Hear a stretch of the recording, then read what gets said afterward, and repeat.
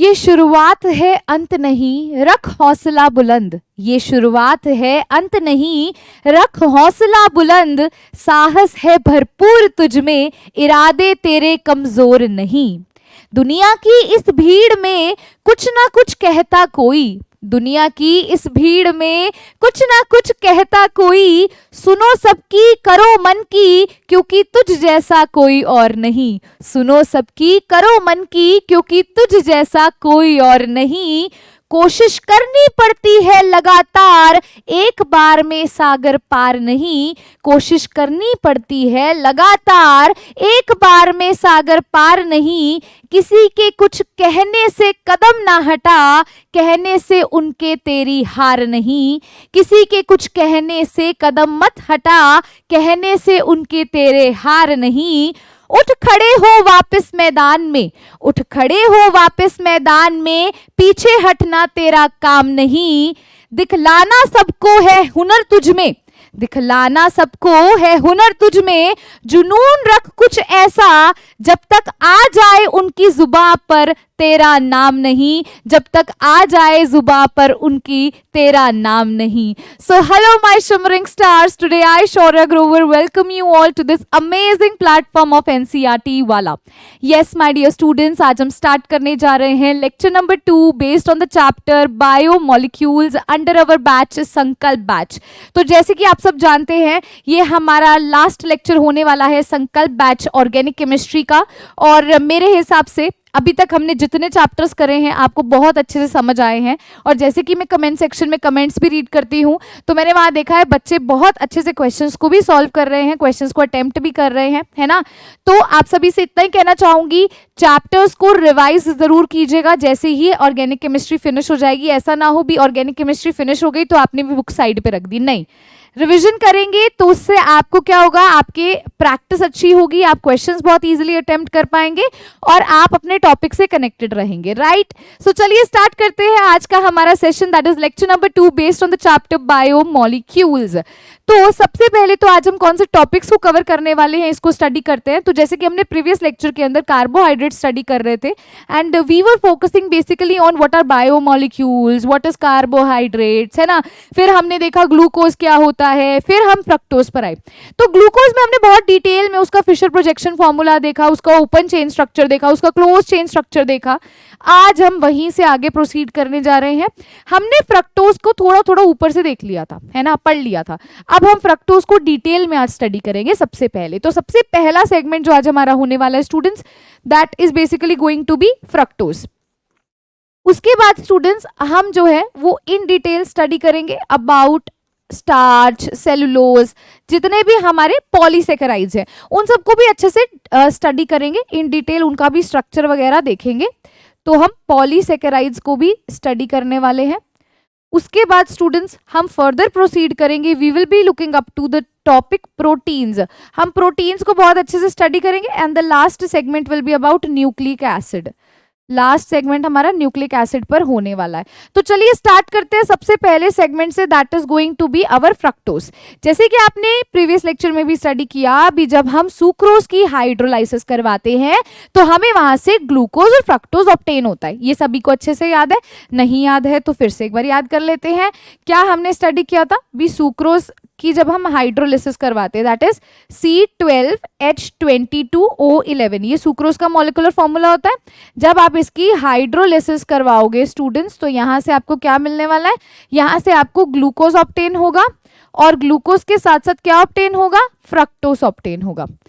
याद आया सभी को। और इन दोनों के molecular formula no doubt same है, C6H12O6 C6H12O6। लेकिन फर्क कहां पर आता था, फर्क यहां पर आता है भी ग्लूकोज की अगर हम बात करते हैं तो बेसिकली इट इज एल्डोहेक्सोज, और अगर हम फ्रक्टोज की बात करते हैं तो ये कीटोहेक्सोज है। ऐसा क्यों हमने बोला था ये भी मैंने आपको अच्छे से समझाया था भी, ग्लूकोज के अंदर एल्डिहाइड ग्रुप प्रेजेंट होता है वाइल फ्रक्टोज के अंदर हमारे पास कीटो ग्रुप यानी कि कीटोन ग्रुप प्रेजेंट होता है। ग्लूकोज का स्ट्रक्चर सभी को याद होगा, आई होप सो, है ना। अब बारी आती है फ्रक्टोज की। पहली बात तो एक बार क्विक रिव्यू दे रही हूँ, सुक्रोज किस तरह का मतलब किस तरह का हमारा वो है, सॉरी किस तरह का कार्बोहाइड्रेट है। तो जो सुक्रोज है वो हमारा डाइसेकेराइड है। डाइसेकेराइड क्यों है? क्योंकि ये दो मोनोसेकेराइड्स में क्या हो रहा है, डिसोसिएट हो रहा है बेसिकली हाइड्रोलाइसिस पे, इसलिए इसे डाइसेकेराइड कहा गया। याद आ गया, इतनी कहानी याद आ गई। अच्छा, ग्लूकोज की कहानी अगर आप याद करते हो तो ग्लूकोज के अंदर हमने उसकी दो फॉर्म्स भी देखी थी, अल्फा फॉर्म भी देखी थी, बीटा फॉर्म भी देखी थी, उसका फिशर प्रोजेक्शन फॉर्मूला भी ड्रॉ किया था। जैसे हमने ग्लूकोज के अंदर किया था ना, ऑलमोस्ट वैसे ही अब हम फ्रक्टोज के केस में करने वाले हैं। बस फर्क कहां पर आएगा, ग्लूकोज में हमने एल्डिहाइड ग्रुप देखा था, तो एल्डिहाइड ग्रुप के साथ कनेक्शन देखा, यहां पर हम कीटोनिक ग्रुप की बात करने वाले हैं। अब आप एल्डिहाइड और कीटोनिक ग्रुप से तो वाकिफ हैं बहुत अच्छे से, क्योंकि लास्ट हमारा चैप्टर है और आई होप सो आपने एल्डिहाइड और कीटोन वाला चैप्टर भी देखा और फंक्शनल ग्रुप्स भी आपको पता है ना। तो चलो अब मैं आपको एक बार बेसिक बताती हूँ, एनसीईआरटी में क्या लाइंस लिखी है, फिर हम स्ट्रक्चर पे प्रोसीड करेंगे। तो एनसीईआरटी क्या कहती है भी, फ्रक्टोज इज एन इंपॉर्टेंट कीटोहेक्सोज, जो कि अभी हम बोलकर ही हटे भी, हमारा ग्लूकोज क्या है वो एल्डोहेक्सोज है और फ्रक्टोज क्या है वो कीटोहेक्सोज है ना। आगे देखो, it is obtained along with glucose by the hydrolysis of a disaccharide sucrose. मैंने ये चीज यहां लिख दी, जब आप एक डाइसेकेराइड जो कि सुक्रोज है उसकी हाइड्रोलाइसिस करवाते हो तो आपको ग्लूकोज और फ्रक्टोज ऑब्टेन होता है। बहुत सही। आगे देखो, it is a natural monosaccharide found in fruits में देखने को मिलता है, हनी में देखने को मिलता है और वेजिटेबल्स में भी आपको देखने को मिलता है। आगे देखिएगा, in its pure form it is used as a sweetener. मैंने आपको ये चीज पिछले लेक्चर में भी बताई थी जब मैं इसकी इंट्रोडक्शन करवा रही थी। It is also an important ketohexose, ये बहुत ही इंपॉर्टेंट कीटोहेक्सोज है। अब बारी आती है, मैम इसका स्ट्रक्चर बताइए। हमें मॉलिक्यूलर फॉर्मूला तो पता है, C6H12O6 है, स्ट्रक्चर क्या होगा? तो देखिए अगर हम इसके स्ट्रक्चर की बात करते हैं,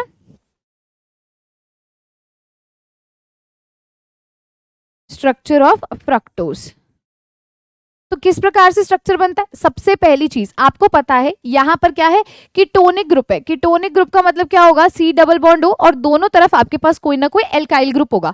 अब अगर C डबल बॉन्ड O है और दोनों तरफ एल्काइल ग्रुप होगा, मतलब ये कार्बन अगर हम इसे मिनिमम नंबर देना चाहें तो कौन सा मिनिमम नंबर देंगे? ऑब्वियसली सेकंड नंबर मिलेगा, क्योंकि फर्स्ट तो ये हो नहीं सकता, टर्मिनल तो हो नहीं सकता, क्योंकि इसके दोनों तरफ हमें कोई ना कोई कार्बन एटम की चेन चाहिए, कोई ना कोई कार्बन एटम का ग्रुप चाहिए, मतलब आएगा तो ये बीच में ही। लेकिन अगर इसको स्मॉलेस्ट नंबर देना हो तो हम इसे सेकंड नंबर ऑफ कार्बन दे सकते हैं, बिल्कुल। मतलब हमारा जो फर्स्ट नंबर ऑफ कार्बन होगा वो कौन सा होगा, दैट विल बी बेसिक। यहां ड्रॉ कर लेते हैं इसको, है ना, यहां लिख लेते हैं।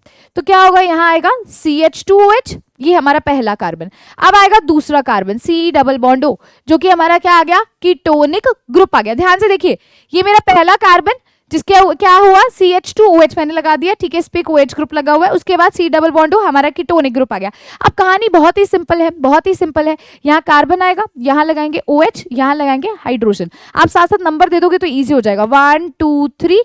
अगला देखिए, फिर कार्बन आएगा, अब यहाँ आएगा हाइड्रोजन, यहाँ आएगा OH। ये कौन सा कार्बन नंबर है, 4th है। अब आएगा 5th कार्बन, यहाँ आएगा हाइड्रोजन, यहाँ आएगा OH, ये कौन सा है, 5th है। और लास्ट में हमारे पास क्या आ जाएगा, लास्ट में आ जाएगा CH2OH। क्या सभी को क्लियर हुआ?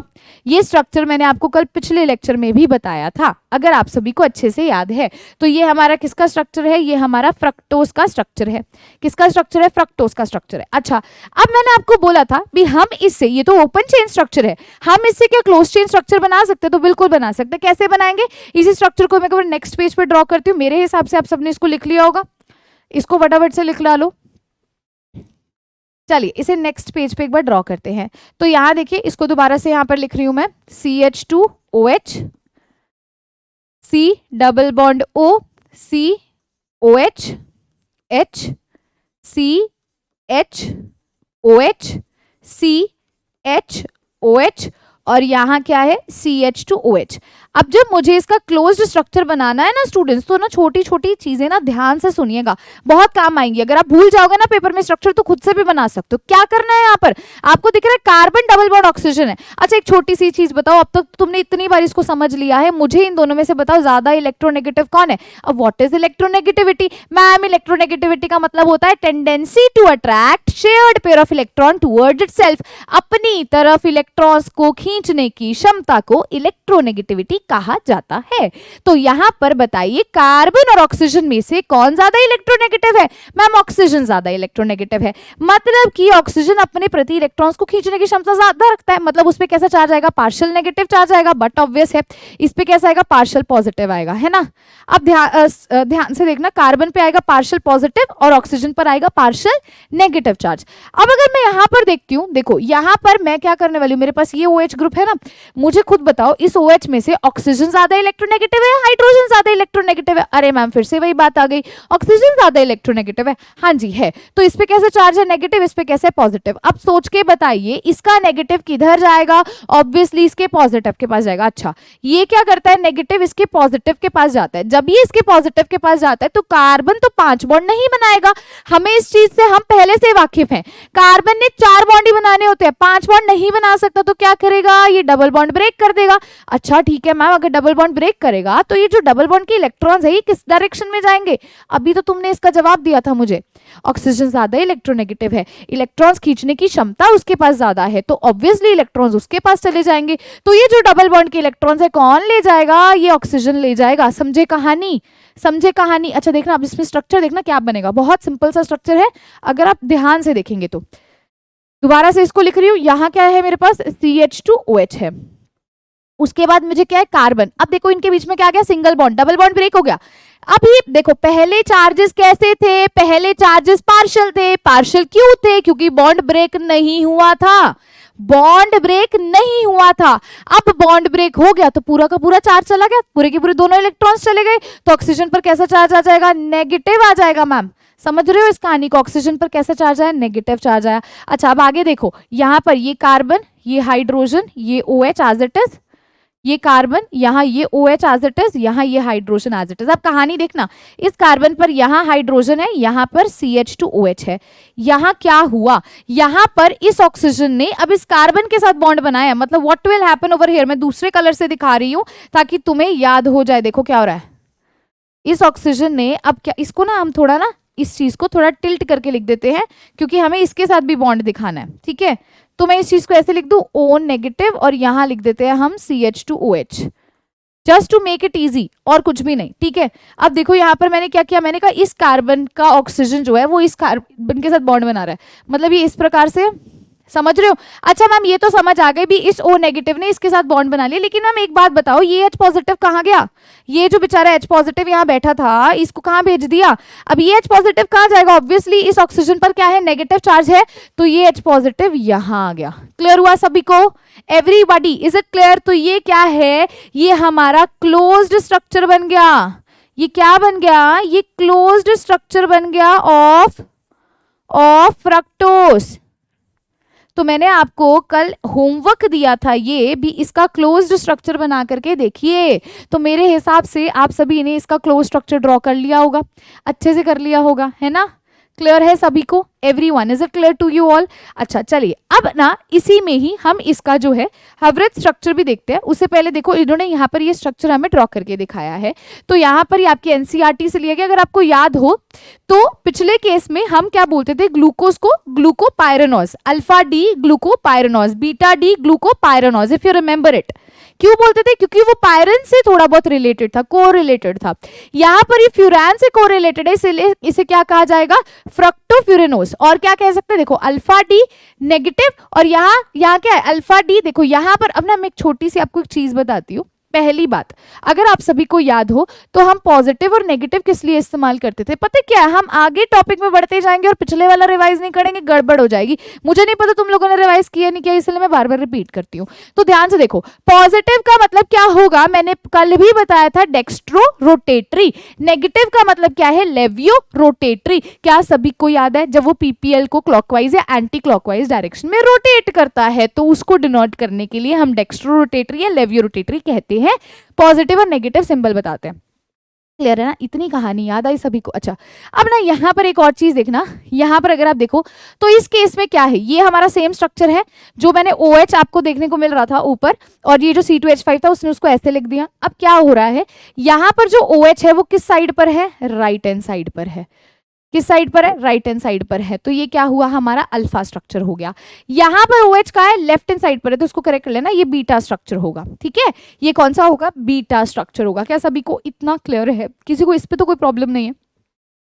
अब इससे ही हमने कौन सा स्ट्रक्चर बनाया, हमने हवरत स्ट्रक्चर फॉर्मूला बनाया। कैसे बनाया ये मैंने आपको कहानी कल ही समझा दी थी। कैसे बनाया इसकी हमने स्टोरी कल ही समझ ली थी, बहुत सिंपल सी है। आप ये स्ट्रक्चर्स खुद से भी बना सकते हैं, जैसे हमने ग्लूकोज में देखा था भी लेफ्ट हैंड साइड वाला कहाँ पर आएगा और राइट हैंड साइड वाला कहाँ पर आएगा, इफ यू रिमेंबर अच्छे से। तो ये जो साइक्लिक स्ट्रक्चर्स हैं, एक और चीज मैंने ना कमेंट सेक्शन में ऑब्जर्व किया था, बच्चे पूछ रहे थे मैम एनोमर्स क्या होते हैं। एनोमर्स क्या होते हैं मैं आपको दोबारा रिपीट करना चाहूंगी। जब हमारा जो कार्बन फर्स्ट है, ठीक है, ये पहला कार्बन है, ये पहला कार्बन है, जब इस पहले कार्बन पर हमें डिफरेंट पोजीशन देखने को मिल रही है OH ग्रुप की ना, तो उन स्ट्रक्चर्स को हम क्या बोलते हैं, एनोमर्स बोलते हैं। ऐसे एक शब्द का इस्तेमाल किया जाएगा जिसे एपीमर कहा जाता है। एपीमर पहले कार्बन के लिए वैलिड नहीं होता, एपीमर बाकी के कार्बन एटम जो नंबर ऑफ सेकंड कार्बन है, थर्ड है, फोर्थ है, मतलब बाकी के एक्सेप्ट फर्स्ट वाला, उसे एपीमर कहा जाता है। जब वहां पर हम डिफरेंट नंबर पोजीशन देखते हैं तो that is refer to as epimer. While anomer की जब भी बात करोगे तो कार्बन 1 के रिस्पेक्ट में करोगे। ठीक है, तो ये स्ट्रक्चर आप लोग बना लेंगे, ये बहुत ही सिंपल है, जैसे हमने ग्लूकोज का बनाया सेम उसी मैनर में हमने बनाया। दूसरी चीज हमने क्या बोला, ये एक दूसरे के क्या है, एनोमर्स है। क्या है, एक दूसरे के एनोमर्स हैं।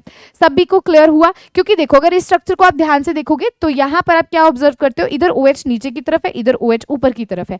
या फिर अगर आप इसमें भी कंफ्यूजन है तो सीधा यहाँ से देखो, इधर OH राइट हैंड साइड पर है, ये इधर OH कहाँ है, लेफ्ट हैंड साइड पर है। क्लियर है, तो चलिए आगे प्रोसीड करते हैं स्टूडेंट्स। अब हम स्टार्ट करने जा रहे हैं हमारे डाइसैकेराइड्स के बारे में। जैसे कि अभी हमने सुक्रोज की हाइड्रोलिसिस करवाई, तो we obtained 2 kinds of structures, that is glucose और फ्रक्टोज, जो कि हमने इन डिटेल स्टडी किया, उनका स्ट्रक्चर हमने देखा। अब जब मैं सुक्रोज की बात करती हूँ तो that is a kind of a disaccharide ना, क्योंकि वो 2 मोनोसैकेराइड में स्प्लिट हो रहा है। अब देखना क्या कहता है, डाइसैकेराइड क्या होता है, द 2 मोनोसैकेराइड्स, जो 2 मोनोसैकेराइड्स हैं, are joint together by an oxide linkage. अभी मैं दिखाऊंगी ये यहाँ पर क्या बोल रहा है, ये यहाँ पर आपको बता रहा है भी डाइसैकेराइड बनता कैसे है। मतलब मैं अभी आपको सुक्रोज की फॉर्मेशन दिखाऊंगी, that will help you to no.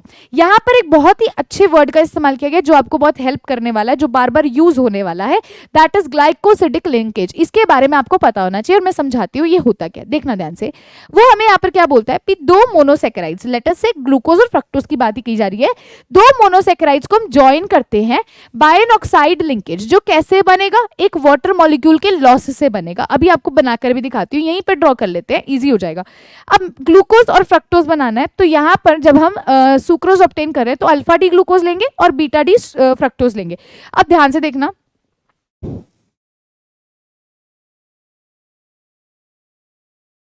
यहां हम बनाएंगे अल्फा डी ग्लूकोज, ठीक है, और यहां पर हम बनाएंगे फ्रक्टोज। कौन से वाला, बीटा वाला।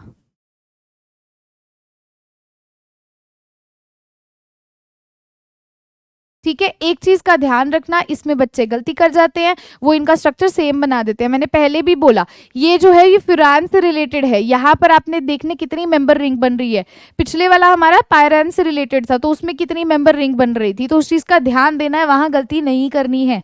यहाँ पर आप क्या देख रहे हो, यहाँ कितने कार्बन देख रहे हो, देखो ये कार्बन जो है फर्स्ट कार्बन इधर आ गया, ये अब एज अ ग्रुप की तरह पे इस्तेमाल किया जा रहा है, पहले वो उसके अंदर इंक्लूड किया जाता था। तो आप यहाँ पर अगर आप ध्यान से देखेंगे तो यहाँ पर अब हमने अल्फा डी ग्लूकोज बनाना है। If you remember over here, तो हम यहाँ पर क्या करते थे, यहाँ पर H आता था, यहाँ पर OH आता था। ठीक है, अगर आप ऐसे ही सबके यहाँ पर क्या करेंगे, ये स्ट्रक्चर जो है जितनी ज्यादा प्रैक्टिस करोगे ना स्टूडेंट्स, उतना ज्यादा तुम्हारे लिए क्लियर होगा। यहाँ पर भी क्या आएगा, H आएगा, OH आएगा। अब यहाँ पर क्या आ जाएगा, OH आ जाएगा, यहाँ क्या आ जाएगा, H आ जाएगा। तो इस तरह से स्ट्रक्चर ड्रॉ करोगे ना जितनी बार, तुम्हें इजी हो जाएगा। यहाँ H आ जाएगा, यहाँ OH। अगर याद है तुम्हें तो यहाँ पर मैंने सीधा लिखा था CH2OH और यहाँ पर हमारे पास क्या आ जाएगा, H आ जाएगा। तो ये किसका स्ट्रक्चर आ गया, ये हमारे पास अल्फा डी ग्लूकोज का गया। अब यहाँ से अगर फ्रक्टोज का स्ट्रक्चर हमने बनाना है, बीटा डी फ्रक्टोज का स्ट्रक्चर बनाना है, तो बहुत सिंपल है, यहाँ पर OH आ जाएगा, यहाँ पर आ जाएगा CH2OH। ध्यान से देखो, अगर आपने स्ट्रक्चर पीछे देखना भी ऑब्जर्व भी करना है तो ये रहा बीटा डी वाला। ठीक है, उसके बाद अगर आप यहाँ ध्यान से देखेंगे तो we have what over here, यहाँ पर हमारे पास OH है, यहाँ पर H है, यहाँ पर H है, यहाँ पर OH है। ठीक है, इस तरह से इसका भी स्ट्रक्चर ड्रॉ होगा। अब एक ना एक चीज ध्यान रखना, यहाँ पर जब आप यहाँ ड्रॉ करने वाले हो, यहाँ पे तुम गलती कर बैठोगे क्योंकि तुम ग्लूकोज से मिक्स ना हो जाओ, तो यहाँ पर CH2OH आएगा और इधर H आएगा, जबकि हम ग्लूकोज में अगर आप ध्यान देंगे तो वो इधर आता था इस कार्बन पे। ठीक है, तो कार्बन नंबर काउंट करके चलेंगे ना तो इजी रह जाएगा। यहाँ क्या आ जाएगा, यहाँ आ जाएगा CH2OH और नीचे अब यहाँ क्या आ जाएगा, यहाँ पर अगर CH2OH आ रहा है स्टूडेंट्स तो यहाँ पर हमारे पास क्या आ रहा है, H आ रहा है। क्लियर हुआ सभी को? ठीक है, अब ये स्ट्रक्चर तो तुम ड्रॉ कर लोगे। मैम सुक्रोज की फॉर्मेशन बताओ भाई, वो कैसे बनेगा? ये तो हम बना लेंगे। अच्छा ध्यान से देखना, मैंने आपको यहाँ पर साफ एक चीज बोली, मैंने आपको क्या यहाँ पर साफ चीज बोली भाई, यहाँ पर आप क्या करने वाले हो, यहाँ से आप एक वाटर मॉलिक्यूल लिबरेट करने वाले हो। क्या होगा, यहाँ से एक वाटर मॉलिक्यूल की लिबरेशन होगी। अब जब वाटर मॉलिक्यूल की लिबरेशन होगी तो किस प्रकार से स्ट्रक्चर बनेगा? अगर आप इसकी नंबरिंग करना चाहो ना स्टूडेंट्स, आप इसकी नंबरिंग करोगे, ये आपका पहला कार्बन होगा। ठीक है, this is your first carbon, this is your second carbon, this is your third carbon, fourth carbon and fifth carbon. ये इस प्रकार से। और अगर आप इसकी नंबरिंग करना चाहते हो, ये पहला कार्बन है, ये दूसरा कार्बन है, ये तीसरा कार्बन है, ये चौथा कार्बन है और ये पांचवा कार्बन है। कुछ इस प्रकार से इसकी नंबरिंग होगी। क्या समझ पा रहे हो? अब ना मैं यहाँ पे एक बहुत ही छोटी सी चीज आपको बताने लगी हूँ। आपने यहाँ से क्या करना है, आपने यहाँ से C1 carbon of alpha D glucose, C1 carbon यहां लिख रही हूं मैं, अल्फा डी ग्लूकोज की बात की जा रही है, with C2 carbon of beta D fructose, यहां से वाटर मॉलिक्यूल को रिमूव करना है। अब बच्चे यही गलती करते हैं। बच्चे क्या करते हैं, वो सोचते हैं वाटर मॉलिक्यूल निकालना ना, इसका OH इसका H निकाल दो, गलत हो जाएगा क्वेश्चन, वहीं के वहीं तुम गलत कर बैठोगे। मैंने साफ मेंशन किया, हमारे ग्लूकोज का कार्बन नंबर पहला लेना है, जबकि फ्रक्टोज का कार्बन नंबर सेकंड लेना है। कार्बन नंबर सेकंड ही है, मतलब मैं क्या करूंगी, जो मेरे पास ये मुझे स्ट्रक्चर गिवन है ना स्टूडेंट्स, इसको मैं क्या करूंगी, रोटेट करूंगी। मैं क्या करूंगी, इसको रोटेट करूंगी 180 डिग्री पे।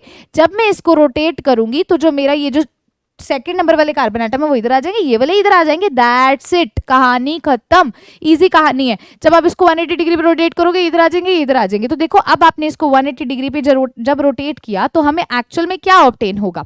यहां पर मैं इसको बना के दिखा रही हूँ, एक बार अगला पेज देख लेते हैं। यहाँ बना हुआ है but still I want to make over here, दोबारा बनाते हैं, आप उसको देख लेना एनसीईआरटी से, कोई दिक्कत वाली बात नहीं है। अब ना ध्यान से सुनना, जब मैंने इसको रोटेट करूंगी ना तो ये चीज ऊपर आ जाएगी और ये चीज नीचे चले जाएगी। हमें क्या देखने को मिलेगा, ध्यान से देखना। ठीक है, ये हमारे पास है, मैंने बोला मैंने इसको रोटेट किया, इसके नीचे वाला एंड अब ऊपर चला जाएगा, यहाँ पर आ जाएगा CH2OH और इसका ऊपर वाला कहाँ आ जाएगा, यहाँ नीचे आ जाएगा OH। अब इसको देखोगे, जब आप इसको रोटेट करो ये भी तो इधर आएगा, ये भी तो इधर आएगा, इसके ऊपर वाला इधर नीचे आ जाएगा, क्या आ जाएगा, CH2OH, और इसका H जो नीचे है अब यहाँ ऊपर आ जाएगा, H ऐसे आ गया। बाकी सब एज इट इज है, बाकी सब क्या है, HOH है, यहाँ पर क्या है, OHH है। ठीक है, ये किसका स्ट्रक्चर हो गया, अब ये 180 डिग्री रोटेट करने के बाद है। अच्छा, इसके साथ हम किसकी रिएक्शन करवा रहे थे भाई, इसके साथ हम अल्फा डी ग्लूकोज की करवा रहे थे, तो अल्फा डी ग्लूकोज दोबारा बना लेते हैं एक बार फटाफट से, यहाँ पर 2 मिनट लगा के उसको भी फटाफट से बना लो। यहाँ क्या गिवन है, HOH गिवन है। ठीक है, यहाँ आपको क्या गिवन है, यहाँ गिवन है HOH, यहाँ गिवन है OHH, यहाँ गिवन है HOH और यहाँ गिवन है CH2OH और H। अब देखना ध्यान से, मैंने ध्यान से इस चीज को यहाँ पर नंबर क्यों मेंशन किया, क्योंकि बच्चे यही गलती करते हैं।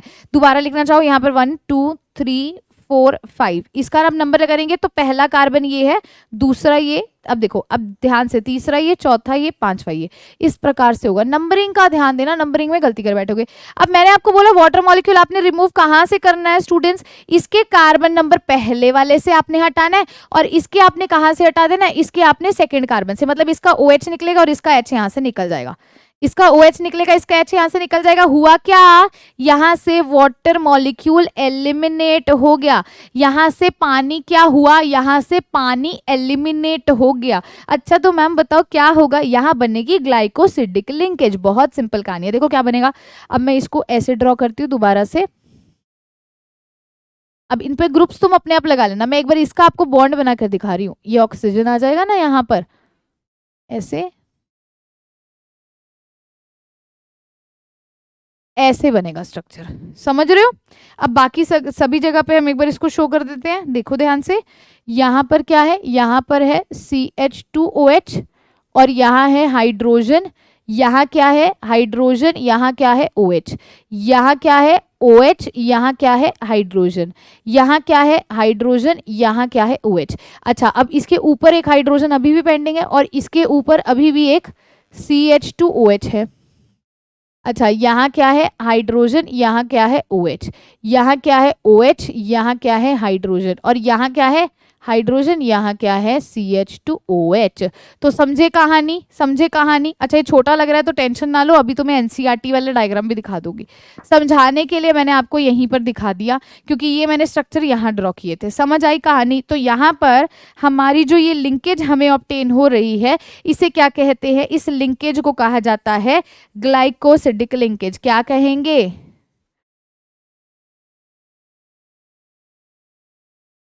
ग्लाइकोसिडिक लिंकेज कहेंगे। मैं आपको 2 मिनट का समय दे रही हूँ स्टूडेंट, सभी इसको नोट करो, फिर जो यहाँ पर रिटन है मैं आपको वो सब रीड करके बताती हूँ।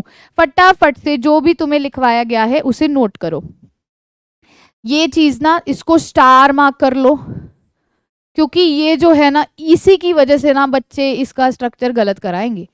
पहले ना एक छोटी सी तुम्हें राय देना चाहूंगी, क्या करना, ग्लूकोज के स्ट्रक्चर्स अच्छे से ड्रॉ कर लो, फ्रक्टोज के कर लो, चाहे वो फिशर प्रोजेक्शन हो, हार्वर्थ स्ट्रक्चर हो, उसके बाद तुम्हारी कहानी बहुत इजी है। अच्छा, हार्वर्थ स्ट्रक्चर फॉर्मूला अगर नहीं याद रहता तो एटलीस्ट फिशर प्रोजेक्शन फॉर्मूला तो याद रखो ताकि उससे तुम ये बना सको। उसके बाद इसको रोटेट करना, सिर्फ बता दे इन दोनों को छेड़ना और कुछ भी नहीं करना है। उसके बाद वाटर मॉलिक्यूल निकाल दो, तुम्हें ग्लाइकोसिडिक लिंकेज मिल जाएगी, कहानी खत्म हो जाएगा। चलो रीड करते हैं अब यहाँ पर क्या गिवन है, क्या मेंशन्ड है, ध्यान से देखना। वो क्या कहता है, the two monosaccharides are joined together by an oxide linkage formed by the loss of a water molecule. Such a linkage between two monosaccharide units, इसे क्या कहते हैं, थ्रू ऑक्सीजन एटम।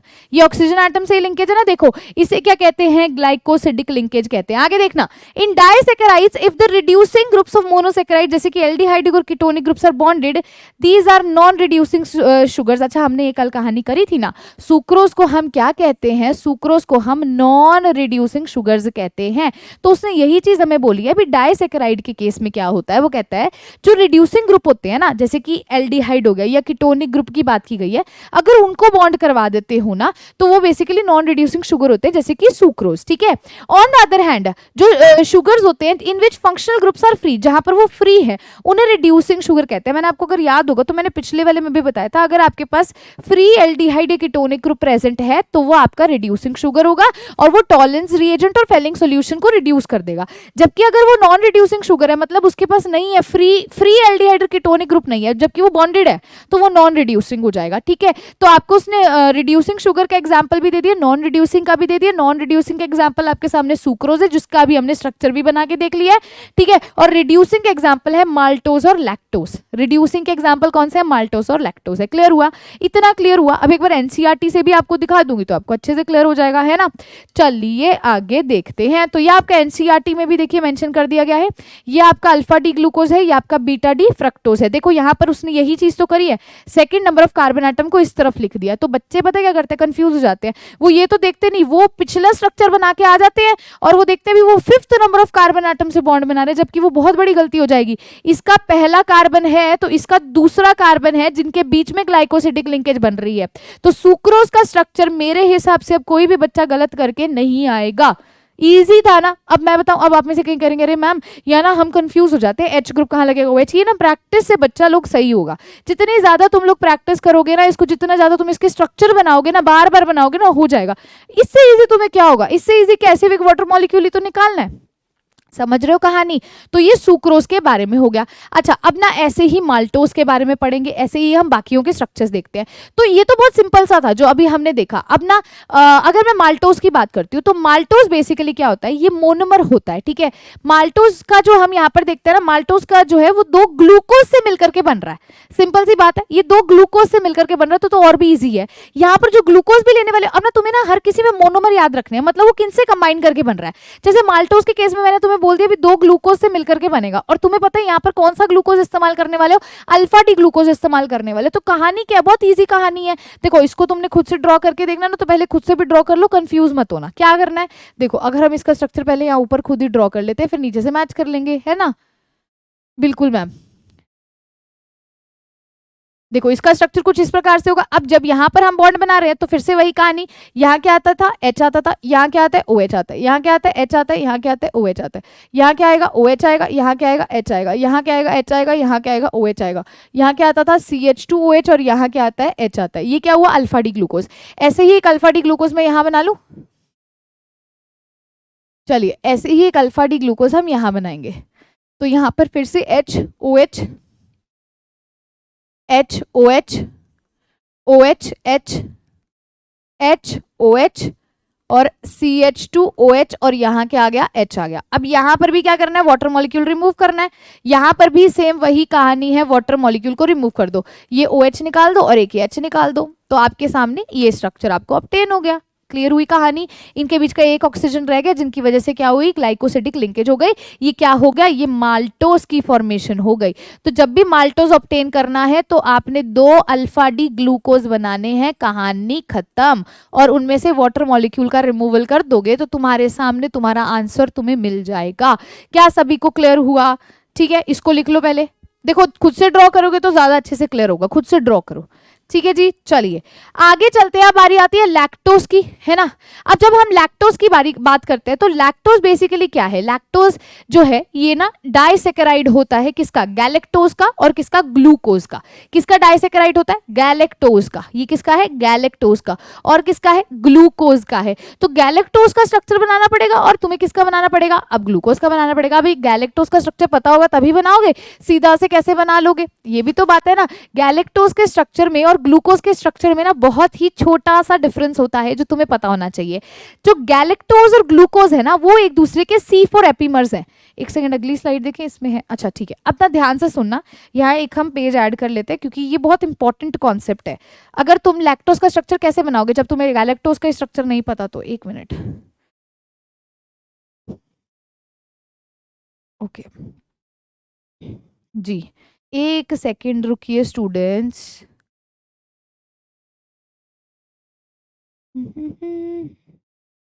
चलो अब देखना ध्यान से, मैंने आपको बोला मैं किसकी बात कर रही हूं, अब मैं बात कर रही हूं गैलेक्टोज की, और किसकी बात कर रही हूं, ग्लूकोज की। गैलेक्टोज और ग्लूकोज में बहुत ही छोटा सा डिफरेंस है। ये क्या है, they are C4 epimers of each other, they are C4 epimers of each other। अभी ना अगर आपको याद हो तो मैं जस्ट अभी बोल के हटी थी, बिना एक बच्चे का मैसेज आया था कमेंट सेक्शन में, मैम एनोमर क्या होता है। वैसे एक शब्द का इस्तेमाल किया जाएगा एपीमर। तो एनोमर तो मैंने आपको बता दिया जब हम C1 के रिस्पेक्ट में कह रहे हैं। एपीमर की बारी होगी जब हम उसके अलावा किसी कार्बन की बात करेंगे, मतलब C4 पे गड़बड़ है, C4 पे कोई पोजीशन चेंज है। तो चलो पहले ग्लूकोज का स्ट्रक्चर बनाओ, उससे तुम्हें अच्छे से क्लियर होगा। यहां बनाते हैं आप ग्लूकोज का स्ट्रक्चर। अगर आपको ग्लूकोज का स्ट्रक्चर याद है तो बहुत बढ़िया बात है। देखो इसको फर्स्ट कार्बन, इसको सेकंड कार्बन, ये थर्ड कार्बन, ये फोर्थ कार्बन, ये फिफ्थ कार्बन, और यहाँ क्या है, CH2OH है। कहानी ऐसी है। अब ना यहाँ C4 का सारा रोल है तो उस पर ध्यान दीजिएगा। बाकी के ग्रुप्स लगा लीजिए पहले, सबसे पहले HOH, OH, H, H, OH, H, OH। ये किसका स्ट्रक्चर है, ये हमारे ग्लूकोज का स्ट्रक्चर है। अब ना ध्यान से सुनना, मैंने क्या बोला, हमारा जो गैलेक्टोज होगा वो C4 एपीमर है। पहले ना सभी ऐसे ही शो कर दो। पहला क्या है, कार्बन पे CHO लगा है, दूसरे पे ये, तीसरा, चौथा, पांचवा, और यहाँ क्या आएगा, CH2OH आएगा। अब कार्बन 4 को छोड़ करके बाकी सब वैसे ही शो कर दो, बाकी सब same as it is show कर दो। कार्बन 4 को छोड़ दो, बस सिर्फ इसको छोड़ दो, बाकी सबको एज इट इज लिख दो। लिख दिया। अब C4 एपीमर होने का मतलब क्या है, now there is a change in the position in the C4th। मतलब यहां पर अगर H है तो अब इस बार H इस साइड आ जाएगा, अगर OH इस साइड है तो OH इस साइड आ जाएगा, बस इतना सा फर्क है। ये एक दूसरे के C4 एपीमर्स है, मतलब कार्बन नंबर 4 पे जो ग्रुप्स लगे हैं उनकी पोजीशन अलग है। तो अब आपको गैलेक्टोज का स्ट्रक्चर पता चल गया, गैलेक्टोज का स्ट्रक्चर क्लियर हो गया। तो जैसे अब हमने ग्लूकोज का हार्वर्थ रिएक्शन फॉर्मूला बनाया था वैसे गैलेक्टोज का बनाएंगे। बस गैलेक्टोज के केस में क्या हो जाएगा, देखो ग्लूकोज का जो फोर्थ कार्बन है, ग्लूकोज का फोर्थ कार्बन ये है, ग्लूकोज के फोर्थ कार्बन में यहाँ पर HOH था। अब देखो ध्यान से अगर आप देखेंगे तो इसके फोर्थ कार्बन पे क्या है, OHH है, इसके फोर्थ कार्बन पे क्या है, HOH है, जबकि इसके फोर्थ कार्बन पे ऊपर OH है नीचे H है, क्योंकि पोजीशन बदल गई। बाकी सब सेम है, बाकी सब सेम है, समझ रहे हो? चलो इसको एक बार इनका बना के देखते हैं। इसको मैं रेस करती हूँ दोबारा से और इनका बनाती हूँ। ये कैसे लैक्टोज की फॉर्मेशन हुई। यहाँ मैं बना रही हूँ गैलेक्टोज, लेकिन गैलेक्टोज बनाने से पहले मैं रेकमेंड करूंगी पहले ग्लूकोज बनाओ। इजी होगा काम तुम्हारे लिए, बहुत इजी होगा काम। देखो जब हम ग्लूकोज बनाते हैं मैम तो पहले यहाँ पे क्या आएगा, OH, H, H, OH, OH, H, ध्यान से देखना, H, OH, CH2OH और यहाँ क्या आ जाएगा, H आ जाएगा। इतनी कहानी क्लियर है। अब ना ध्यान से समझना इस चीज को, यहाँ क्या समझाने लगी हूँ। यहाँ पर हमारा बाकी सब सेम रहेगा, फोर्थ कार्बन लगाएगा, पहला कार्बन सेम OH, दूसरा कार्बन सेम HOH, तीसरा सेम OH। अब चौथा अलग है, ऊपर H था, अब यहाँ ऊपर क्या आ जाएगा OH, नीचे क्या आ जाएगा H। देखो अब इसके लिए तुम्हें फिशर फॉर्मूला भी याद करने की जरूरत नहीं है, बस इतना ध्यान रखो वो C4 एपिमर होता है। और यहाँ क्या आ जाएगा, यहाँ आ जाएगा CH2OH और यहाँ क्या आ जाएगा H। अब क्या करना है मैम, वाटर मॉलिक्यूल रिमूव कराना है, तो इसका OH ले लो और इसका H ले लो। ठीक है, तो जब इसका OH इसका H निकला तो इनमें कैसा बॉन्ड आ गया, ये देखो ऑक्सीजन एटम के साथ दोनों लिंक हो गए, तो ये क्या हुआ, ये लैक्टोज हुआ। तो ध्यान देंगे लैक्टोज किसके कॉम्बिनेशन से मिलकर के बन रहा है, लैक्टोज बन रहा है अल्फा डी गैलेक्टोज और अल्फा डी ग्लूकोज के कॉम्बिनेशन से मिल करके बन रहा है। कर लेंगे, कहानी इजी थी, इजी थी। अब डाइसैकेराइड्स के बारे में कर लोगे ना तुम, इसको मैं 2 मिनट दे रही हूँ, पहले इसको लिख लो।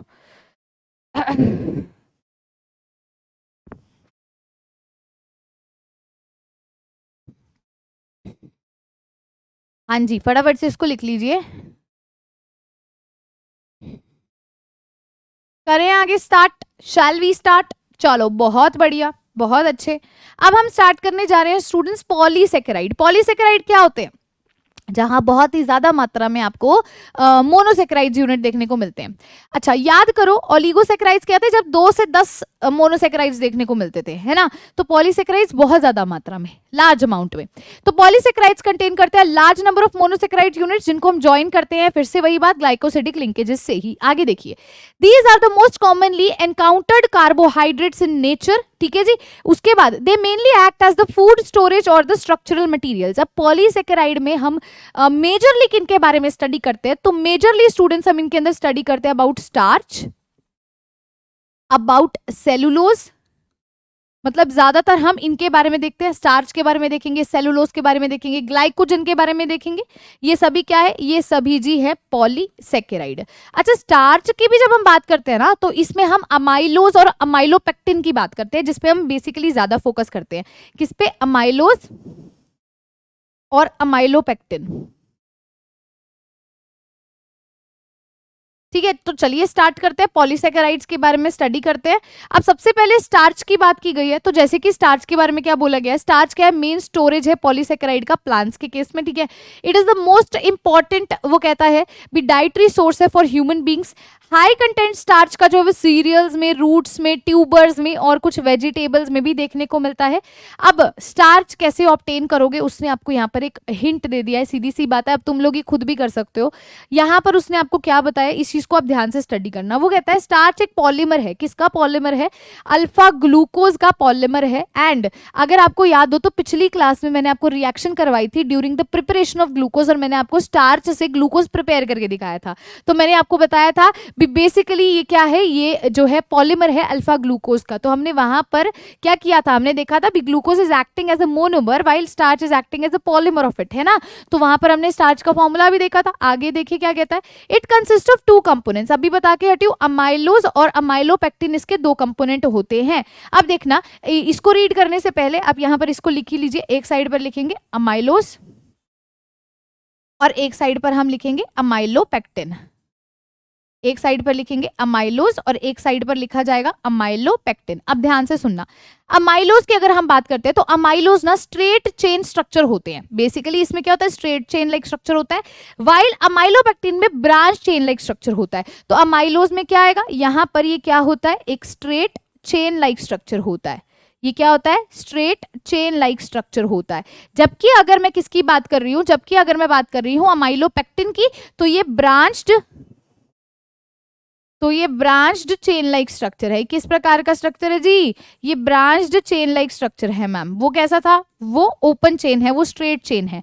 अच्छा, यहाँ पर आप जो बॉन्ड जो आपको देखने को मिलता है, जिनके बीच में बॉन्ड देखने को मिलेगा, वो ओनली कार्बन 1 और कार्बन 4 के बीच में देखने को मिलेगा।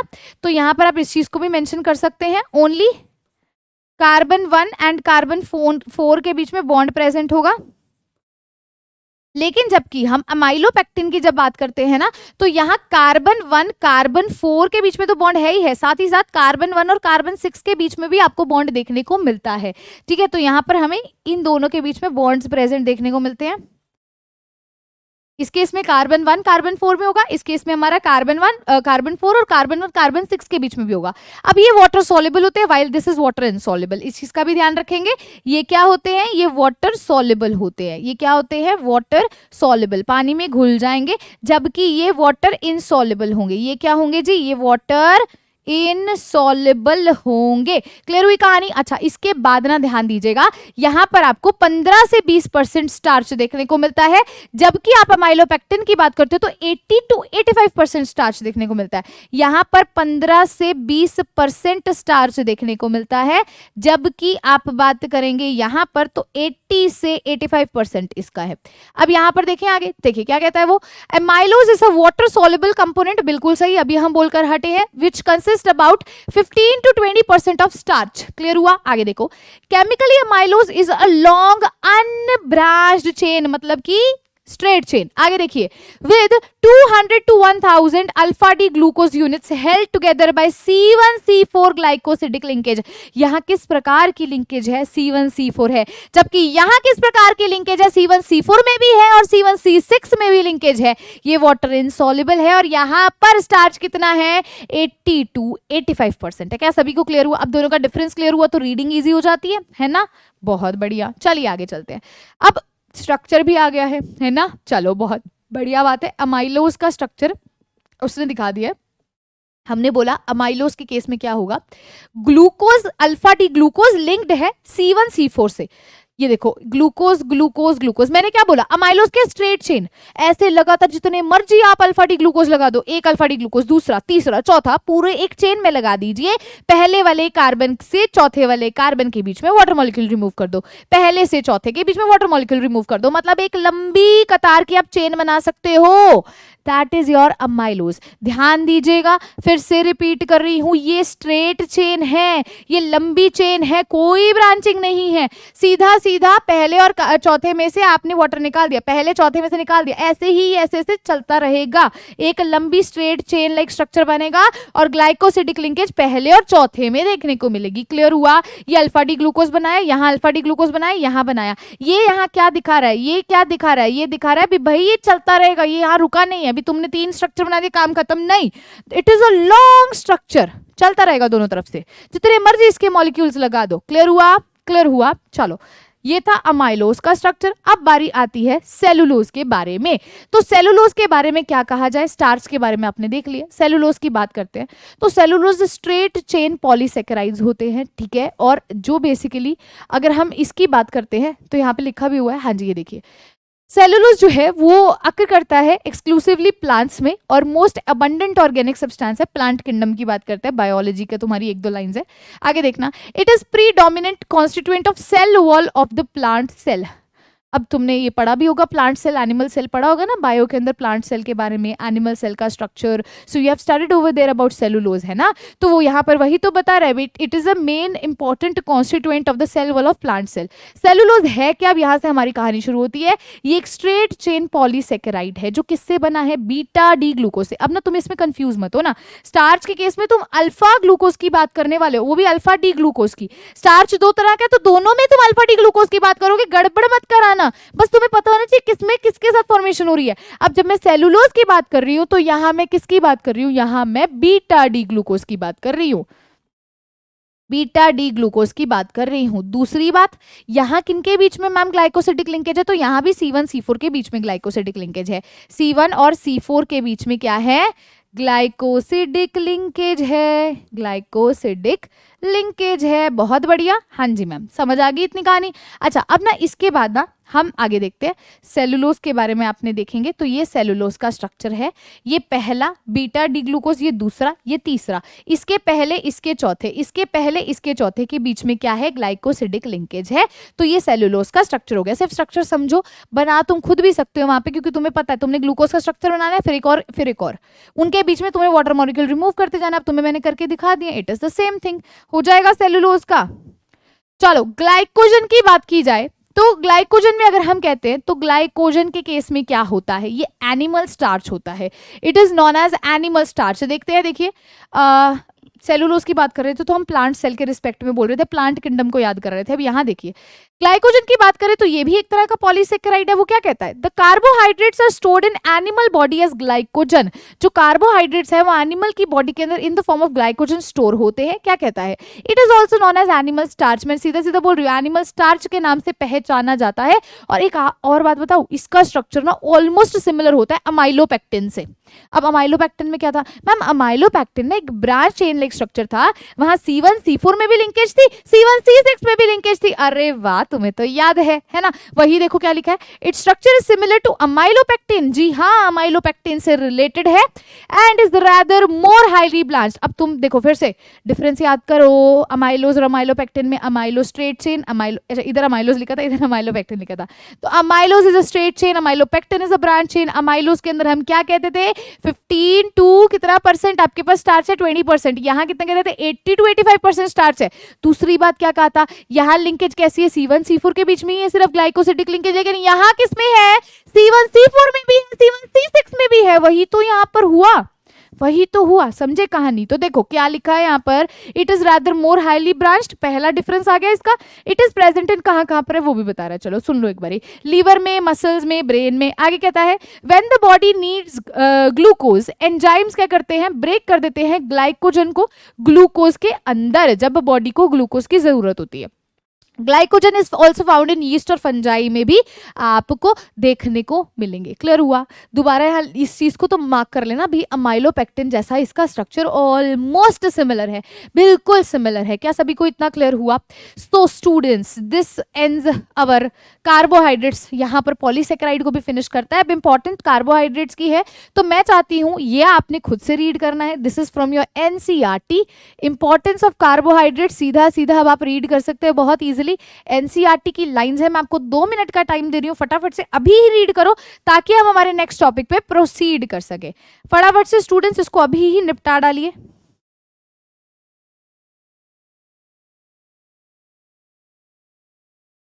चलिए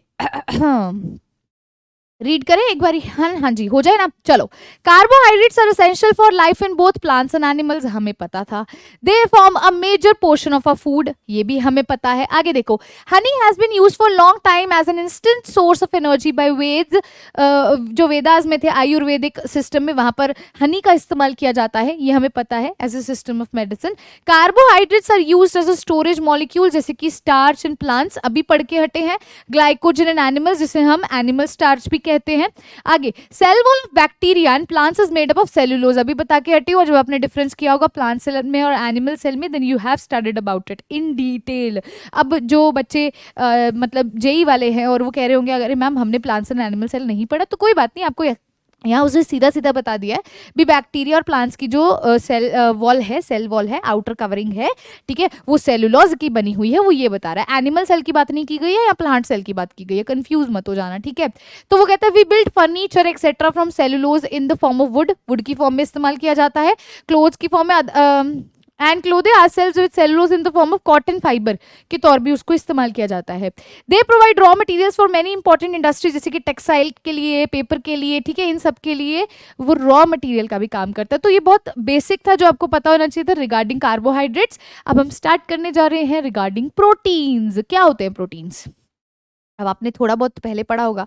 प्रोटीन्स की बात की जाती है तो सबसे पहला ध्यान कहाँ जाता है, अमीनो एसिड्स पे जाता है ना। क्यों वहां पर ध्यान जाता है, क्योंकि जब हम प्रोटीन को डिफाइन करने जाते हैं तो हम एक तरह से ही कह देते हैं एक ऐसा पॉलीपेप्टाइड जहां पर हम ये बोल दें भी 100 जो है, 100 से भी ज्यादा अमीनो एसिड्स जो है ना वो क्या करते हैं, वो कंबाइन करते हैं, बेसिकली उसको प्रोटीन कहते हैं। तो एक बार पहले अमीनो एसिड को समझते हैं, फिर प्रोटीन पे ध्यान से फोकस करेंगे।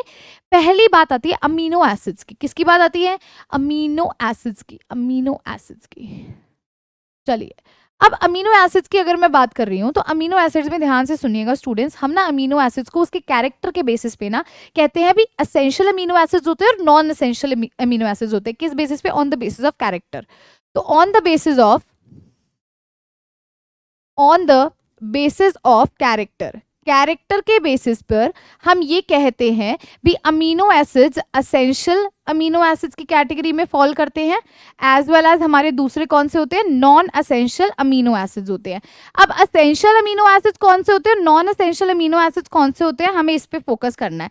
असेंशियल अमीनो एसिड्स की अगर हम बात करते हैं ना तो हमारी बॉडी इसे सिंथेसाइज नहीं कर सकती, हमें इन द फॉर्म ऑफ डाइट इसे लेना पड़ता है। मैंने क्या बोला? असेंशियल अमीनो एसिड्स क्या होंगे? Which can not be synthesized by our body, हमारी बॉडी से ये सिंथेसाइज नहीं किए जाते हैं by our body and are taken with diet and are taken in the form of diet, और हम इसको डाइट की फॉर्म में लेते हैं।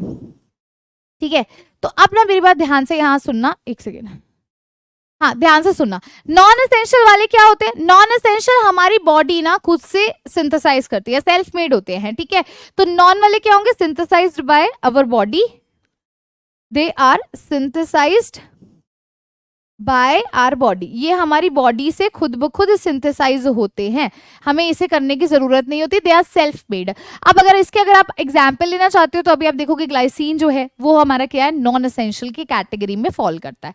ठीक है, अब अमीनो एसिड की अगर मैं स्ट्रक्चर की बात करती हूँ, बहुत सिंपल है। अमीनो एसिड में आपका कार्बन सेंटर पर होगा, यहाँ पर आपको एक तो फंक्शनल ग्रुप कौन सा देखने को मिलेगा? Carboxylic acid, that is COOH। दूसरी तरफ आपको यहाँ पे क्या देखने को मिलेगा? NH2 ग्रुप देखने को मिलेगा, साथ ही साथ एक हाइड्रोजन होगा और एक R ग्रुप होगा। R ग्रुप आप चेंज कर सकते हो, it can be hydrogen, it can be CH3, it can be C2H5, it depends, R group change कर सकते हो। अब एक चीज आपको बता दूं, जो ये अमीनो एसिड का हमारा बेसिक स्ट्रक्चर है, बेसिकली ये क्या होते हैं? कायरल इन नेचर होते हैं, मतलब इस पे 4 अलग अलग ग्रुप लगे होते हैं, लेकिन एक इसका एक्सेप्शन है, अगर आप इसकी जगह हाइड्रोजन लगा दोगे तो 2 हाइड्रोजन हो जाएंगे, तो वो कायरल नहीं कहलाएगा। So that is exception and that exception is known as glycine. ये क्या है? ये स्ट्रक्चर है अमीनो एसिड का। ये क्या है? ये स्ट्रक्चर है अमीनो एसिड का भी। इसके अंदर 2 तरह के फंक्शनल ग्रुप्स हमें देखने को मिल रहे हैं, कार्बोक्सिलिक एसिड देखने को मिल रहा है, साथ ही साथ NH2 ग्रुप देखने को मिल रहा है। अब मैंने आपको ना एक और चीज यहां पर बताने की कोशिश करी, क्या बताने की कोशिश करी? अगर मैं R को हाइड्रोजन से रिप्लेस कर देती हूँ तो मुझे क्या देखने को मिलेगा? यहाँ R की जगह हाइड्रोजन लगा देते हैं, बाकी सब देखो एज इट इज लिख दे, तो क्या ये कायरल होगा? कायरल क्या होता था जब 4 डिफरेंट ग्रुप्स लगे होने, ये कायरल है तभी इस पे स्टार लगाया, बट मैम अब ये कायरल नहीं होगा क्योंकि इसके पास 2 सेम ग्रुप्स आ गए, 2 हाइड्रोजन आ गए। ये स्ट्रक्चर किसका है? ग्लाइसिन का है। तो ग्लाइसिन जो है बेसिकली ये कायरल नहीं है इन नेचर, वाइल इसके अलावा जितने भी अमीनो एसिड्स हैं they are chiral in nature. तो इस चीज का आप ध्यान देंगे। सभी को क्लियर हुआ? अच्छा, इसका सिंबल जो है हम बेसिकली इसको GLY से डिनोट करते हैं। इसका सिंबल जो है ग्लाइसिन का हम GLY से डिनोट करते हैं और G इसका कोड होता है।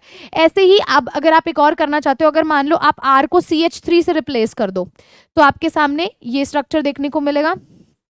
सॉरी, रियली सॉरी, यहाँ NH2, यहाँ COH और यहाँ H। अब मैंने क्या किया? यहाँ R को मैंने CH3 से रिप्लेस कर दिया, ये एलिनिन होता है। ये किसका स्ट्रक्चर है? एलिनाइन का स्ट्रक्चर है। और इसको हम किससे रिप्रेजेंट करते हैं? तो इसको ALA से रिप्रेजेंट करते हैं, इसका सिंबल होता है और इसका कोड होता है A। इसको हम GLY से करते हैं और इसका कोड होता है G। तो मैंने आपको 2 एग्जाम्पल्स दे दिए with respect to the structure of amino acids. I hope so आपको ये क्लियर होगा बहुत अच्छे से। अब देखिए स्टूडेंट्स, आगे ध्यान से देखिए, अब हम जब अमीनो एसिड्स की इन डिटेल बात कर रहे हैं, हाँ जी बहुत बढ़िया, तो अमीनो एसिड्स की जब हम इन डिटेल बात कर रहे हैं तो आपको पता है इसका स्ट्रक्चर जस्ट मैंने अभी बताया क्या है? RC NH2, यहाँ पर क्या है? COOH है और यहाँ हाइड्रोजन है। अब अगर मैं आपको बोल दूं भी ये हाइड्रोजन यहाँ से डिस्प्लेस होकर यहाँ चला जाता है तो हमें यहाँ से एक ज्विटर आयन फॉर्मेशन दिखती है, RC, यहाँ क्या आ जाएगा? NH3। अब हाइड्रोजन क्या है? तो हाइड्रोजन पे पॉजिटिव चार्ज होता है तो NH3 पॉजिटिव हो जाएगा और यहाँ क्या रह जाएगा? C डबल बॉन्ड और नेगेटिव, और ये हाइड्रोजन एज इट इज। तो ये क्या है? बेसिकली ये ज्विटर आयन है। इसे क्या कहा जाता है? इसे ज्विटर आयन कहा जाता है। क्या सभी को क्लियर हुआ? ठीक है, तो ये आपको आपको आपकी एनसीईआरटी में भी देखने को मिलेगा, इसको आपने ध्यान से मतलब रीड कर लेना है। इसके अलावा अगर मैं अमीनो एसिड की और बात करती हूँ तो अमीनो एसिड ना बेसिकली कलरलेस होते हैं, ये क्रिस्टलाइन होते हैं और ये वाटर सॉल्युबल होते हैं।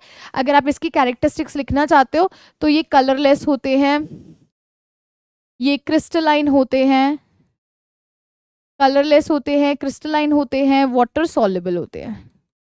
तो ये किसके बारे में मैंने आपको बताया, ये मैंने आपको अमीनो एसिड्स के बारे में बताया, ठीक है। अमीनो एसिड्स को भी ना आप डी और एल फॉर्म के रिस्पेक्ट में लिख सकते हो।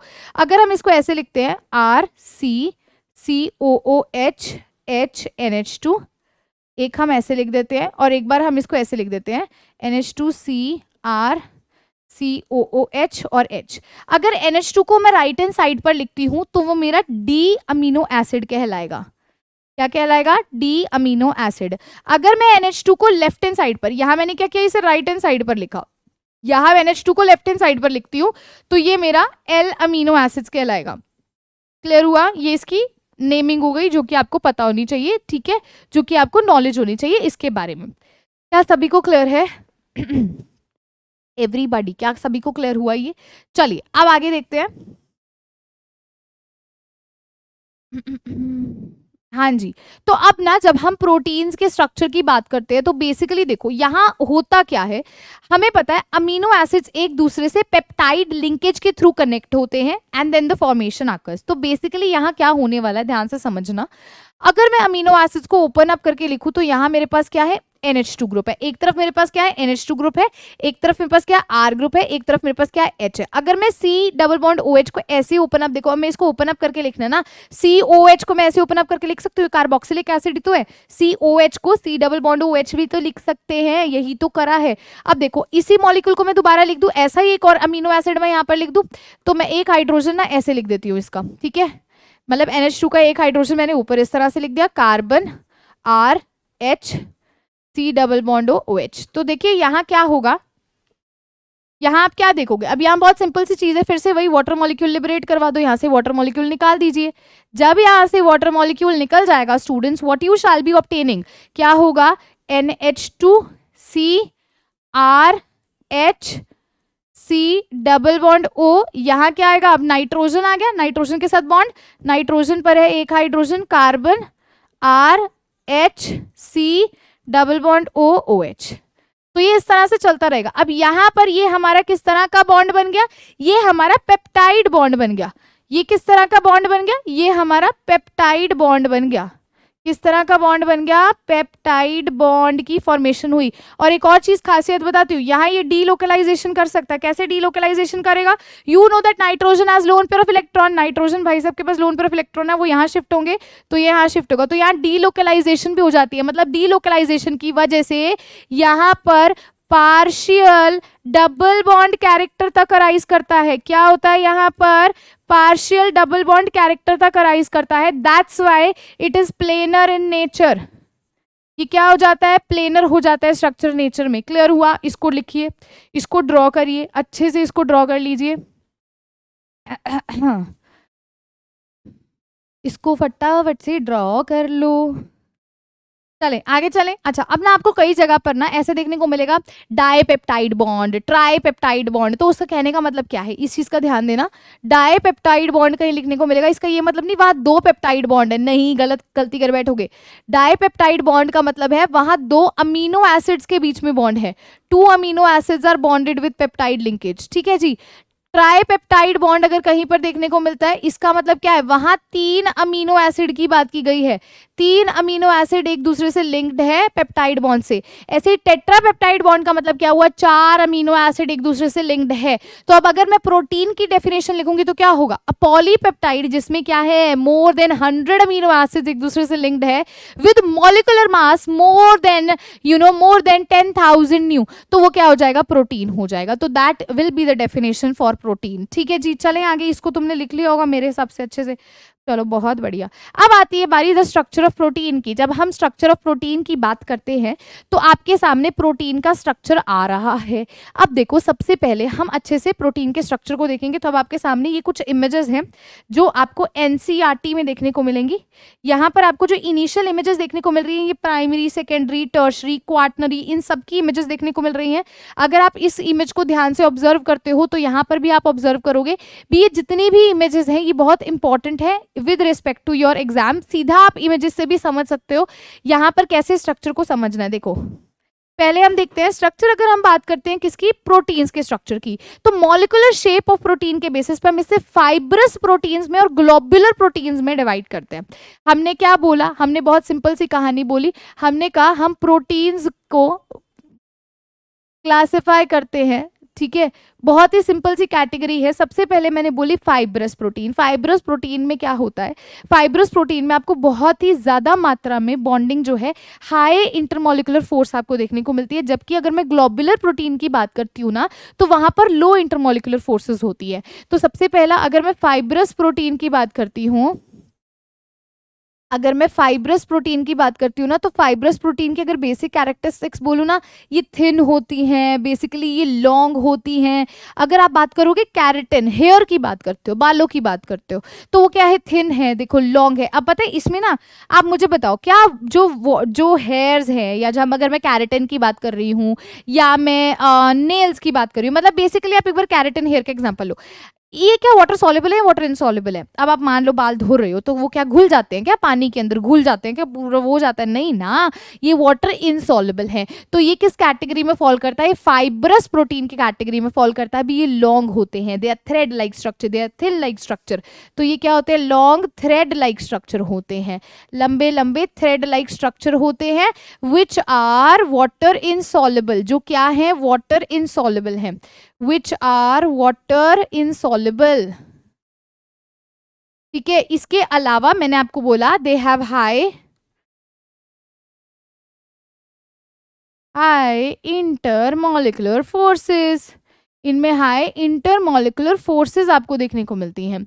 अदर देन दिस स्टूडेंट्स, अगर हम बात करते हैं ग्लोबुलर प्रोटीन्स की, तो ग्लोबुलर प्रोटीन्स के केस में ना ऑपोजिट होता है। ग्लोबुलर प्रोटीन्स क्या होते हैं, दे आर वाटर सॉल्युबल। पहली चीज ये क्या होते हैं, ये वाटर सॉल्युबल होते हैं। ग्लोबुलर प्रोटीन्स की अगर हम बात करते हैं ना तो यहाँ पर क्या होता है, मॉलिक्यूल्स ना फोल्डेड होते हैं, इस तरह से फोल्डेड होते हैं भी वो स्फेरिकल शेप बनाते हैं। अगर ये वाटर सॉल्युबल है, ऑब्वियसली अगर मान लो जैसे ये क्या थे, ये तो बेसिकली ऐसे ऐसे थ्रेड लाइक स्ट्रक्चर है ना, मान लो। अब ग्लोबुलर प्रोटीन क्या होते हैं, ऐसे ऐसे मान लो इनकी थ्रेड्स जो है वो कुछ इस तरह से अरेंज्ड है, भी जो इनका आउटर मोस्ट एंड होगा ना वो पानी की तरफ होगा। क्यों, ताकि वो वाटर के अंदर सॉल्युबल हो जाए, इसलिए वो पानी की तरफ होगा। तो बेसिकली एक स्फेरिकल शेप लाइक स्ट्रक्चर बना लेते हैं। ये क्या कर लेते हैं, दे बिकम फोल्डेड। ये क्या होते हैं, फोल्डेड स्ट्रक्चर बना लेते हैं इस तरह से ताकि ये पानी में घुल जाए। एग्जाम्पल इसके अंदर हीमोग्लोबिन आ जाएगा, ठीक है, इसका एग्जाम्पल ही हम ले सकते हैं। जबकि फाइब्रस प्रोटीन्स का एग्जाम्पल हम कौन सा ले सकते हैं, कोलाजन ले सकते हैं, कैरेटिन ले सकते हैं, हेयर ले सकते हैं, नेल्स ले सकते हैं, वूल ले सकते हैं। ये सब फाइब्रस प्रोटीन्स की कैटेगरी में फॉल करता है। अब ना बारी आती है स्ट्रक्चर और शेप के बेसिस पे ही हम क्या करते हैं, प्रोटीन्स को क्लासिफाई करते हैं प्राइमरी, सेकेंडरी और टर्शरी में। तो ये अभी स्ट्रक्चर मैं अभी आपको आराम से बताऊंगी, टेंशन ना लो इसका। मैंने बोला अब हम क्या करते हैं, प्राइमरी, सेकेंडरी, टर्शरी और क्वाटरनरी स्ट्रक्चर्स के अंदर प्रोटीन्स को क्लासिफाई करते हैं। प्राइमरी स्ट्रक्चर की अगर मैं बात करती हूँ तो बहुत सिंपल सी चीज है। प्राइमरी स्ट्रक्चर में क्या होता है कि अमीनो एसिड एक दूसरे से लिंक्ड है, एक स्पेसिफिक सीक्वेंस में बड़े आराम से एक दूसरे से लिंक्ड है। फॉर एग्जाम्पल मैं आपको ऐसे बोलूँ, ये मेरा पहला अमीनो एसिड है, ये मेरा दूसरा अमीनो एसिड है, ये मेरा तीसरा अमीनो एसिड है और ये चौथा अमीनो एसिड है। तो ये क्या हुआ, ये एक स्ट्रेट लाइन की फॉर्म में लिंक्ड है। देखो बहुत ही सिंपल, स्ट्रेट लाइन एक सीक्वेंस की फॉर्म में सभी अमीनो एसिड्स लिंक्ड है। अब आपको अभी बता के हटियो, अमीनो एसिड एक दूसरे से कैसे लिंक्ड होंगे, पेप्टाइड बॉन्ड से। किस तरह से, पेप्टाइड बॉन्ड से। तो प्राइमरी स्ट्रक्चर के अंदर आपको क्या देखने को मिलता है, प्राइमरी स्ट्रक्चर के अंदर आपको पेप्टाइड बॉन्ड देखने को मिलता है। बहुत सिंपल कहानी, प्राइमरी जो आपका यहाँ पे स्ट्रक्चर है, प्राइमरी स्ट्रक्चर है, उसमें आपको पेप्टाइड बॉन्ड की फॉर्मेशन देखने को मिलती है। चलो अब बारी आती है सेकेंडरी स्ट्रक्चर की। अब अगर मैं सेकेंडरी स्ट्रक्चर को थोड़ा सा एक्सप्लेन करने की कोशिश करूं तो ध्यान देना, पहले स्ट्रक्चर में, प्राइमरी स्ट्रक्चर में थ्रेड लाइक स्ट्रक्चर होता है, स्ट्रेट चेन लाइक स्ट्रक्चर होता है, सभी अमीनो एसिड एक दूसरे से पेप्टाइड लिंकेज से बॉन्डेड होते हैं। सेकेंडरी स्ट्रक्चर की जब भी हम बात करते हैं तो यहाँ हम हाइड्रोजन बॉन्ड की बात करते हैं। किसकी बात करते हैं? हाइड्रोजन बॉन्ड की बात करते हैं। जब हम हाइड्रोजन की बॉन्ड की बात करते हैं तो यहाँ पर क्या होता है, ये पर्टिकुलरली एक शेप असाइन कर लेता है। कैसे? ये एक हेलिक्स लाइक स्ट्रक्चर बना लेता है। अब ये अल्फा हेलिक्स लाइक स्ट्रक्चर भी बनाता है और ये बीटा प्लेटेड शीट्स भी बनाता है। ध्यान से सुनना, पहला मैंने क्या बोला, ये दो तरह के स्ट्रक्चर्स बनाएगा, एक होगा अल्फा हेलिक्स लाइक स्ट्रक्चर और एक हमारी बनेगी बीटा शीट्स लाइक स्ट्रक्चर। अगर आप यहां ध्यान दें तो यहां पर अगर आप देख रहे हैं तो ये अल्फा हेलिक्स लाइक स्ट्रक्चर बन रहा है। कैसे हेलिक्स लाइक स्ट्रक्चर बन रहा है? अगर मैं आपको बोलती हूँ भी हमारा ये क्या है, अमीनो एसिड के एक स्ट्रैंड है, तो इसके ऊपर क्या होगा, इसके ऊपर अमाइनो ग्रुप भी प्रेजेंट होगा और हमारा C double bond OH group भी होगा। तो अगर आप देखो ये सी डबल बॉन्ड O जो है ये दूसरे के NH2 के हाइड्रोजन के साथ कैसा बॉन्ड बना रहा है, ये हाइड्रोजन बॉन्ड बन रहा है। यहाँ क्या हो रहा है, हाइड्रोजन बॉन्ड। एक का सी देखो, अब ये है ना हमारा स्ट्रक्चर, इसमें तो किसी को कोई कंफ्यूजन नहीं ना, ये है ना। तो एक मॉलिक्यूल का हाइड्रोजन दूसरे मॉलिक्यूल के COH के ऑक्सीजन के साथ बॉन्ड बना रहा है। देखो एक का COH का ये O दूसरे के NH के H के साथ बॉन्ड बना रहा है, तो हाइड्रोजन बॉन्डिंग हो रही है। तो ये किस तरह का स्ट्रक्चर है, ये हमारा सेकेंडरी स्ट्रक्चर है जहां हमें हाइड्रोजन बॉन्डिंग देखने को मिलती है। एक अल्फा हेलिक्स लाइक स्ट्रक्चर ऐसे कॉइल्ड स्ट्रक्चर लाइक ऑब्टेन हो जाता है। ठीक है जी, इसको आप NCERT से रीड करेंगे तो लाइन टू लाइन यही चीज वहां पर मेंशन है प्रॉपरली। तो रीडिंग का काम आपके लिए छोटा सा होमवर्क है। अब बारी आती है बीटा बीटा प्लीटेड शीट्स की बात की जाए तो यहां पर क्या होता है, इसके पास भी सारे पेप्टाइड चेन्स होते हैं, वो इस तरह से स्ट्रेच्ड होते हैं, इस तरह से मैक्सिमम स्ट्रेच्ड होते हैं भी, उसमें भी आपको इंट्रामोलिकुलर हाइड्रोजन बॉन्डिंग देखने को मिलती है। ठीक है, तो वहां पर भी एक सेकेंडरी स्ट्रक्चर आपको इस तरह से देखने को मिलेगा। तो हेलिक्स लाइक स्ट्रक्चर देखने को मिलेगा, बस बीटा शीट्स में शीट्स लाइक स्ट्रक्चर देखने को मिलता है। अब टर्शरी में क्या होता है, गुच्छा बनना शुरू हो जाता है। मतलब क्या होता है, यहां पर वो पहले थोड़ा सा स्ट्रेट में अलाइन थे, सेकेंडरी में क्या हुआ, धीरे धीरे उन्होंने कॉइल करना शुरू कर दिया, हाइड्रोजन बॉन्ड करने लगे। टर्शरी में क्या होगा, अब टर्शरी में वो हाइड्रोजन बॉन्ड से भी लिंक हो सकते हैं, वो डाइसल्फाइड बॉन्ड से भी लिंक हो सकते हैं। देखो मैंने आर ग्रुप बोला, आर ग्रुप में हो सकता है सल्फर भी प्रेजेंट हो। हमारा फॉर्मूला अमीनो एसिड का बार बार लिखना पड़ रहा है मुझे, ये हमारा फॉर्मूला है ना, तो मैं यही तो बोल रही हूँ। इस आर के अंदर मान लो कुछ ऐसा ग्रुप आता है जिसमें सल्फर प्रेजेंट है, तो वो सल्फर भी एक दूसरे से लिंक कर सकता है। मान लो कोई वंडरवॉल फोर्सेस है, वो भी लिंक कर सकते हैं।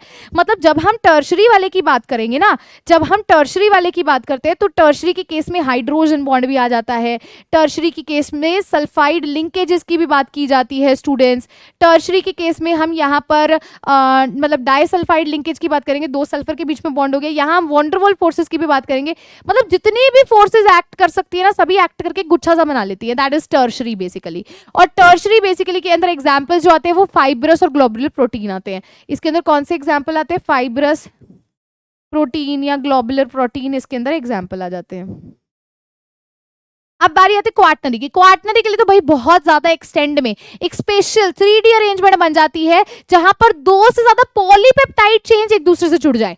जब दो से ज्यादा पॉलीपेप्टाइड चेन एक दूसरे से जुड़ जाए, 2 और मोर पॉलीपेप्टाइड चेन की लिंकेज हो जाए, तो वो तो हमारा क्वाटरनरी स्ट्रक्चर बन जाएगा। सिंपल सी कहानी है, सिंपल सी कहानी है। तो अब मेरे हिसाब से आपको ये चारों स्ट्रक्चर बहुत ही अच्छे से क्लियर हो गए होंगे।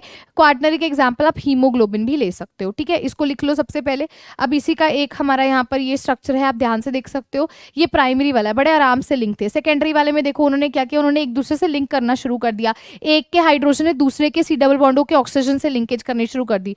टर्शरी में क्या होगा, सभी तरह के बॉन्ड्स आ जाएंगे और क्वाटरनी में तो गुच्छा बन जाएगा, प्रॉपर फोल्डिंग हो जाएगी। अब न्यूक्लिक एसिड पे चलने से पहले एक टॉपिक आता है डीनेचुरेशन ऑफ प्रोटीन्स। स्टूडेंट्स एक टॉपिक हमारा यहाँ पर आता है denaturation of protein. Denaturation of protein का मतलब क्या होता है, ध्यान से समझेगा।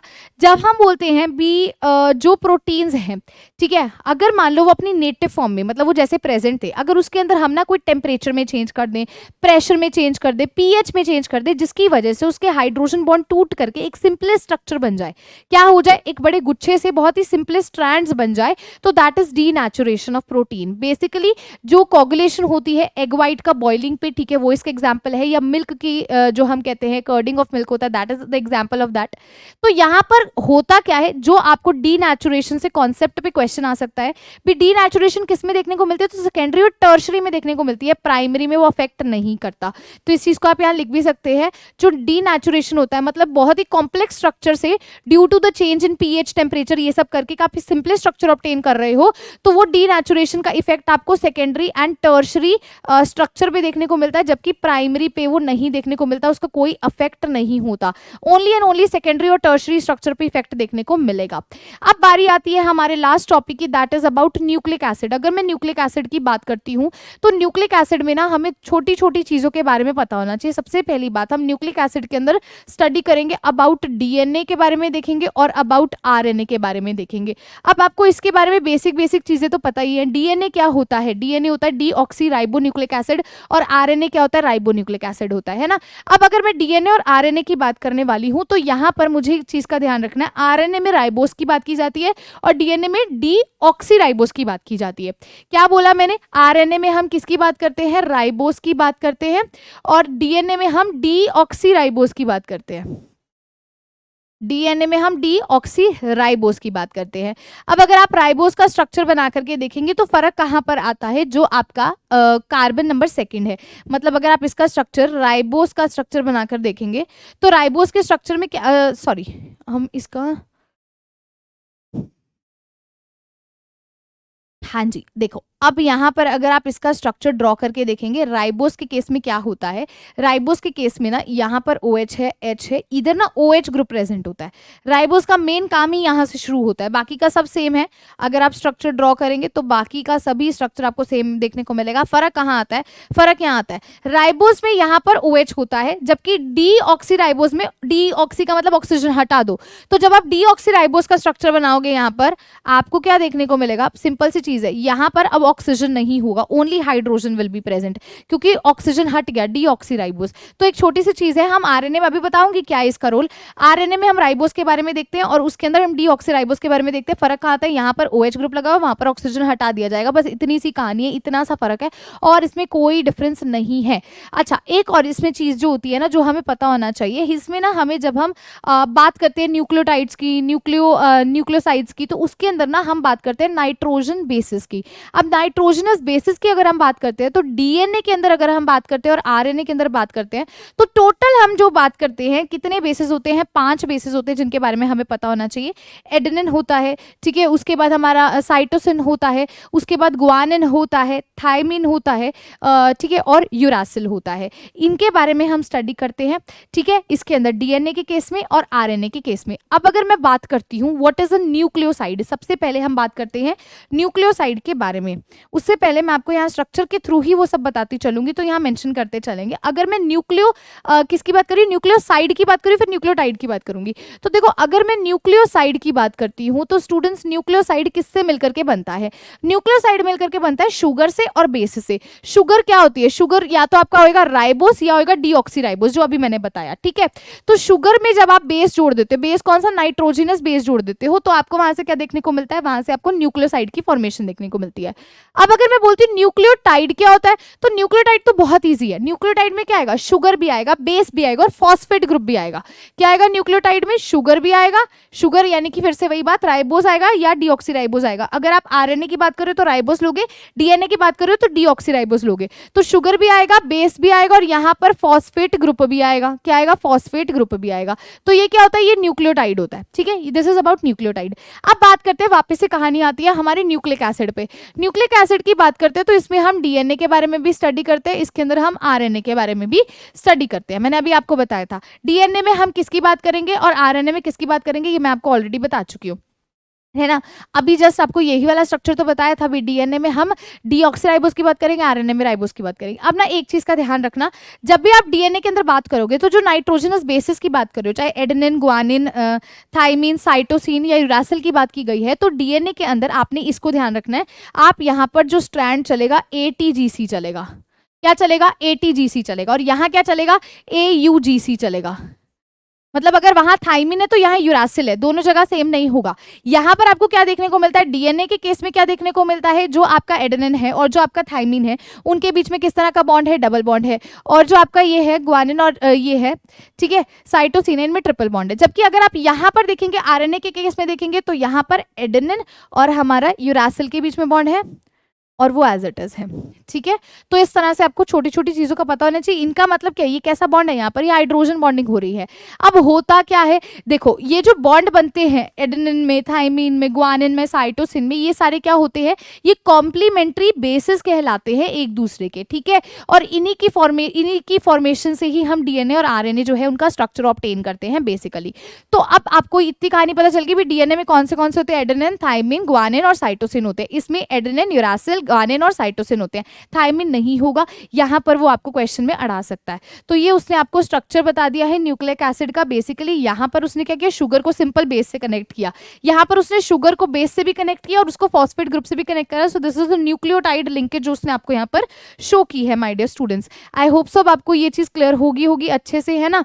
तो स्टूडेंट्स यहीं पर हमारा जो चैप्टर है वो फिनिश होता है। अब आपके लिए कुछ होमवर्क क्वेश्चंस है विच आई वांट, जो आप खुद से एक बार ट्राई करें। अच्छा, न्यूक्लिक एसिड को एक बार एनसीईआरटी से भी रीड कीजिएगा, ठीक है, क्लियर है। तो पहला होमवर्क क्वेश्चन आप सबके लिए क्या है, this is question number 1, I guess this is from your NCERT, तो आप एक बार इसको देख लीजिएगा। What happens when D glucose is treated with the following reagents, तो क्या होगा, हमने ये रिएक्शन प्रीवियस लेक्चर के अंदर बहुत अच्छे से की थी। चलिए क्वेश्चन नंबर 2 पे प्रोसीड करते हैं। Classify the following into monosaccharides and disaccharides, आपने क्लासिफाई करना है ना, आप बहुत अच्छे से पता है, ठीक है। क्वेश्चन नंबर 3 है, which of the following represents a pentose, आपने बताना है इनमें से कौन सा पेंटोज होगा। क्वेश्चन नंबर 4 है आप सभी के लिए, which of the following does not represent a disaccharide, इनमें से कौन सा डाइसैकेराइड को रिप्रेजेंट नहीं कर रहा है। Okay, so these are the homework question students, जो आपने एज अ होमवर्क क्या करनी है, सॉल्व करनी है। अब स्टूडेंट्स ध्यान दीजिएगा, अब स्टूडेंट्स एक चीज का ध्यान जरूर दीजिएगा, हमारा ये चैप्टर यहाँ पर फिनिश हो रहा है, साथ ही साथ हमारा जो संकल्प बैच का ऑर्गेनिक केमिस्ट्री है वो भी फिनिश हो रही है। तो इसके बाद हमारा एक प्रैक्टिस सेशन सिर्फ बचता है, जिसके अंदर हम जो हमारा पिछला चैप्टर था और जो हमारा ये चैप्टर है, इन दोनों को कंबाइन करके, अमाइंस चैप्टर और बायोमोलिक्यूल्स कंबाइन करके प्रैक्टिस जो है सेशन अटेंड करेंगे, which can be your live session. तो उसके लिए आप अपने चैप्टर्स को रिवाइज कीजिएगा। एंड जैसे कि मेरा आप सभी के साथ कह लीजिए भी लास्ट लेक्चर है ऑर्गेनिक केमिस्ट्री का इन संकल्प बैच, है ना। तो आपके लिए कुछ लाइंस है स्टूडेंट। सबसे पहली बात तो अपने आप पर भरोसा रखिए, इतना कहना चाहूंगी कुछ लाइंस कहने से पहले, अपने आप पर भरोसा रखिए। और this is not the end of a certain journey, ये किसी जर्नी का कोई एंड नहीं है, यहाँ से आपकी मेहनत अब शुरू होने वाली है। मैंने सिलेबस आपको बहुत अच्छे से करवाया है, अब आपका काम क्या होना चाहिए, उसको रिवाइज करना, मैक्सिमम टू मैक्सिमम क्वेश्चन की प्रैक्टिस करना और आगे बढ़ते चलना। घबराना बिल्कुल भी नहीं, किसी भी सिचुएशन से नहीं घबराना है। कोई बैकलॉग आ जाता है तो मैं हमेशा से स्टूडेंट्स को यही सजेस्ट करती हूँ, अपने रेगुलर लेक्चर्स को मिस बिल्कुल मत करो। बैकलॉग आ गया तो घबराना नहीं है, बैकलॉग को दिन में आधा घंटा दे दो, लेकिन रेगुलर लेक्चर्स को अगर मिस कर डालोगे तो तुम्हारे लिए बहुत बड़ा इशू क्रिएट हो जाएगा। वो आगे जाकर कभी भी टाइम तुम्हें नहीं मिल पाएगा। टाइम खुद से तुम्हें निकालना पड़ेगा, दिन का सिर्फ आधा घंटा बैकलॉग्स को दो, बाकी सब जो टाइम है, शेड्यूल है, वो अपने रेगुलर लेक्चर्स को देते चलो और सिलेबस को करते चलो। जिस दिन तुम घबरा गए, जितना तुमने पढ़ा है ना वो भी साफ हो जाएगा। तो इस चीज का सभी लोग ध्यान देंगे, है ना। तो चलिए अब हम क्या करते हैं, हम एंड करने से पहले, ठीक है, इस सेशन को एंड करने से पहले आपके लिए कुछ लाइंस है, ध्यान से सुनिएगा। होता जब आरंभ किसी का, होता जब आरंभ किसी का, उसका अंत निश्चित है। होता जब आरंभ किसी का, उसका अंत निश्चित है। जीवन हो या जंग हो कोई, अंत ही आरंभ है। उगता है सूरज सुबह जब, उगता है सूरज सुबह जब, रात होना सुनिश्चित है। हो प्रकाश या अंधकार हो प्रकाश या अंधकार हो, अंत ही आरंभ है। आना जाना सुख दुखों का, आना जाना सुख दुखों का पहले से ही सुनिश्चित है। जीत हो या हार हो, जीत हो या हार हो, अंत ही आरंभ है। तो this is not the end students, ये आपकी एक नई शुरुआत है।